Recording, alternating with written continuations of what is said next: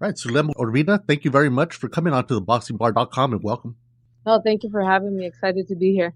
And it's been a long while. In 2013, I interviewed you actually in the first part of the year, and you and Alexis were both, hopefuls for the 2016 Olympics. You were going to try to represent Mexico. He was going to try to represent the United States, and that was 2013. 2015, I believe I talked to you, and you were trying to get on the Mexican team there, and you were going through all the tournaments that you have to go through and all that stuff. And but first of all, let's get to know you a little bit.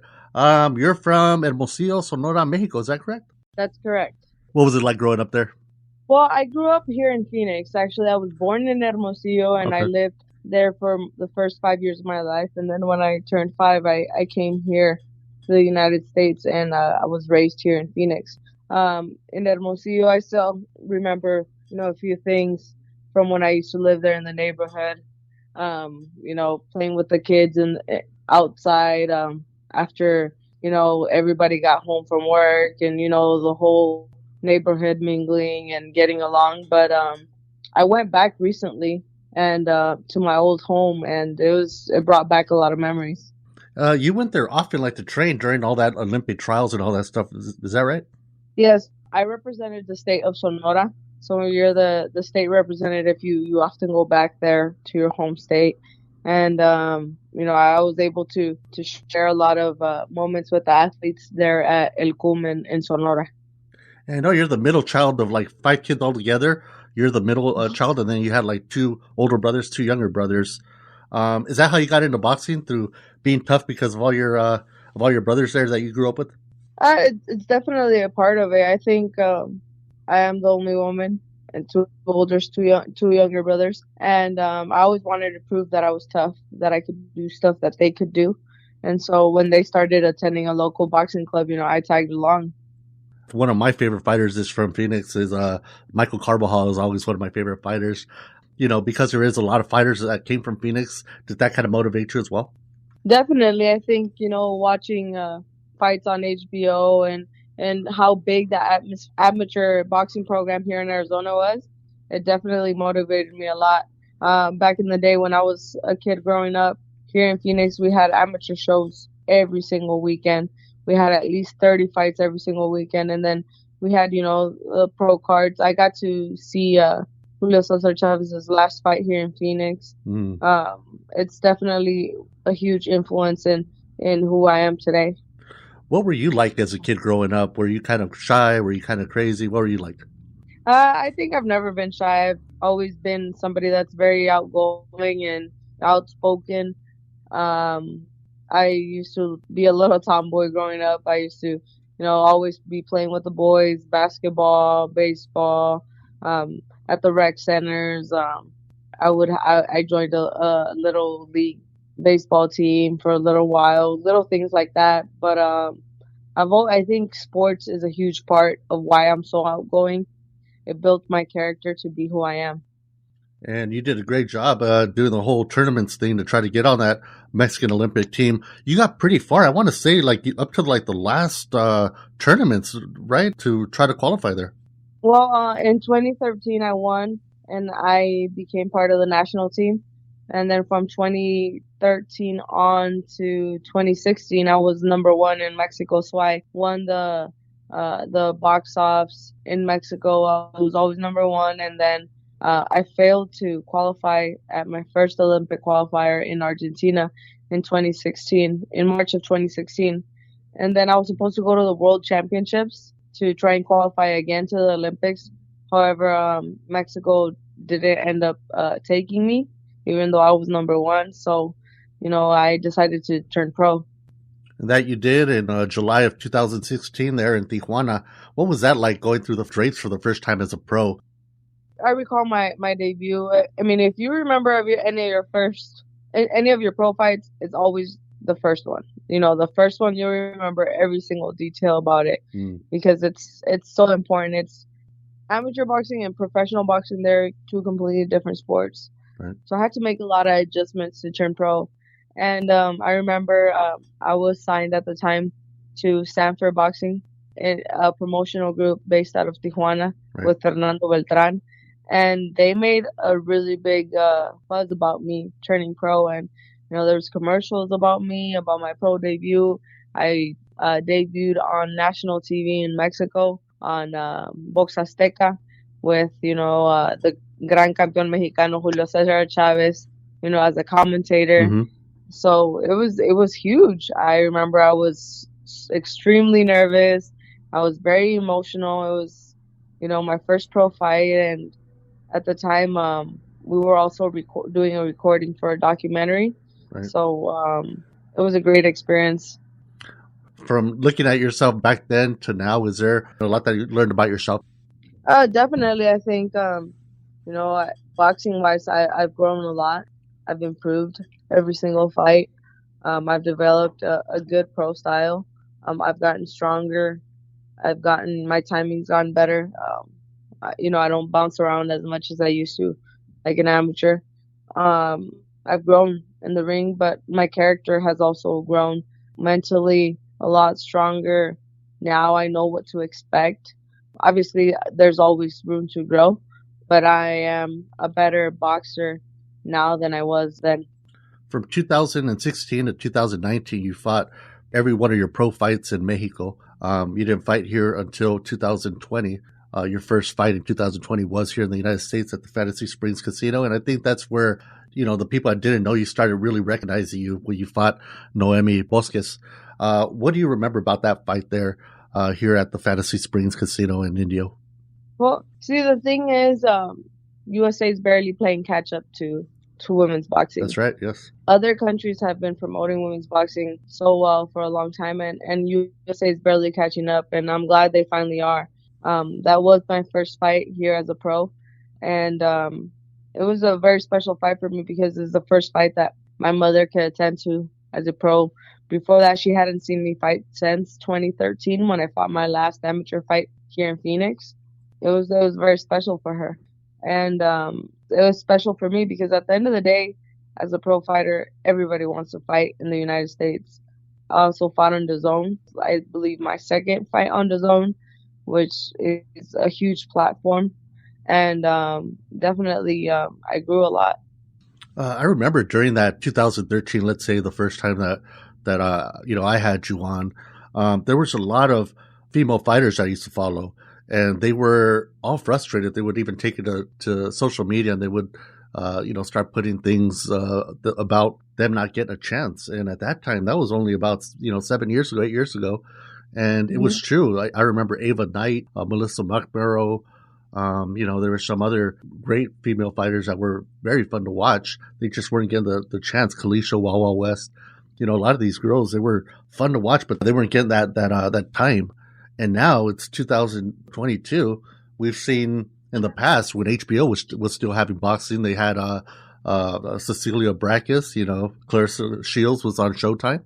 All the females that are on DAZN, yourself and Esparza and Sinisa Estrada. I mean, you guys are all coming out now. You're actually in a good spot where you got to enjoy some of this opportunity. What do you think about it?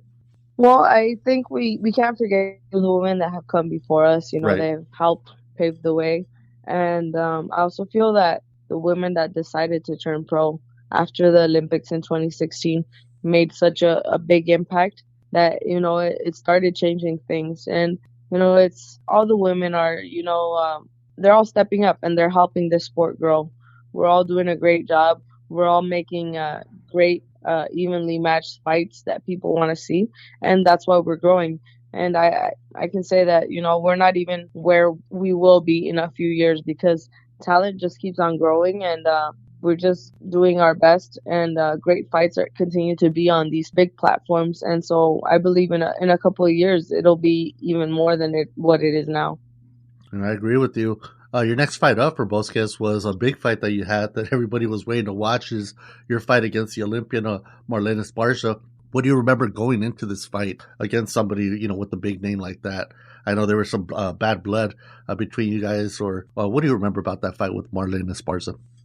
I lost. I lost the fight. I'm not a sore loser. I don't sit here and put excuses, but after the fact, you sit there and you analyze what you did wrong. That wasn't Sulem Urbina in there. I think we wanted to win so bad that we overworked during camp, and it's worse to be overworked and tired than to be out of shape in the ring. You know, I didn't perform that night. I didn't feel great. Um, whatever, happened during training camp, I lost the fight before I even stepped into the ring. Still, I don't. It was still a close fight. I didn't take an ass beating. I definitely never got hurt or anything like that. I simply lost, and well, I grew after that. I've grown since then, and I have nothing to lose anymore. I don't have my undefeated record anymore, so I it's all in. And something I noticed about even in the first round or two about you in that fight, you seemed like you were ready to throw down. And when she saw that, I think she changed her game plan and she knew she couldn't match that. So she started boxing a little bit. I think she probably won off of her jabs. And that's something that I was like kind of yelling at you to do. I remember was like, hey, jab, jab, jab. You need a jab. And that was one thing that was kind of lost there. And also in your next fight against Fujioka, Marlene did the commentating when you fought her. Mhm. And I do remember her saying the same thing about in that fight that you were missing that jab, and that's something you were missing in her fight when you fought her. Do you agree with that? Did you see that, like when you did I sit think back and look at those fights? I think Marlene knew to run from me, and I mean her corner came into my dressing room afterwards, and they told me, "What did you think that we were gonna sit there and bang with you? You're too strong." Yeah. And she knows that. She knows that, and she doesn't have power, and she boxes very well. She's smart. She didn't, she executed her game plan. She won. It is what it is.